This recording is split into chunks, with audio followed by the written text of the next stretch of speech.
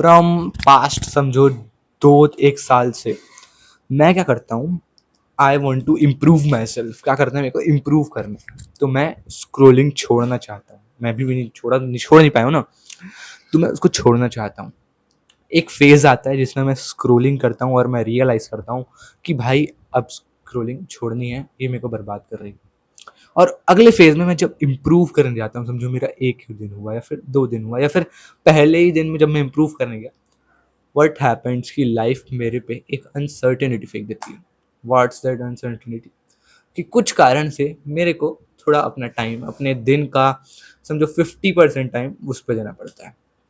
वो क्या कारण है, कहाँ जाना पड़ता है, वो मैं इस वीडियो में डिस्कस नहीं करना चाह रहा हूँ। मैं सिर्फ ये बताना चाह रहा हूँ, ये इन्फॉर्मेशन देना चाह रहा हूँ कि अगर you are waiting for tomorrow to come, कि भाई मैं कल इम्प्रूव करूंगा, अभी थोड़ी सी स्क्रोलिंग और बची, बस इतनी सी बची यार, इम्प्रूव कर लेता हूँ। बट रिमेंबर कि tomorrow your responsibilities will be high, your risk taking capability, risk taking appetite will be low. तुम भाई बहुत ऐसे, अब जैसे अभी मैं हूँ, मैं कुछ भी कर सकता हूँ। समझो मेरे पास 10 साल हैं टू डू एवरीथिंग विथ पढ़ाई, राइट। मैं कुछ भी कर सकता हूँ, मैं चाहे उसमें फेल हूँ चाहे ना हूँ।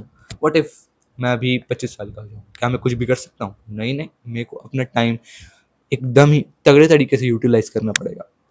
तो what I am going to say is, मतलब अगर तुम इस चीज को समझ गए, ये पास्ट 1-2 ईयर से मेरे साथ हो रही है और मैं इसको अभी तक वो नहीं कर पाया हूँ, क्या बोलते हैं इसको, मतलब एक फेज आता है जब तुम बहुत ही डाउन, मतलब एकदम नीचे ग्राउंड लेवल पे होते हो और तुम इम्प्रूव करना चाहते हो।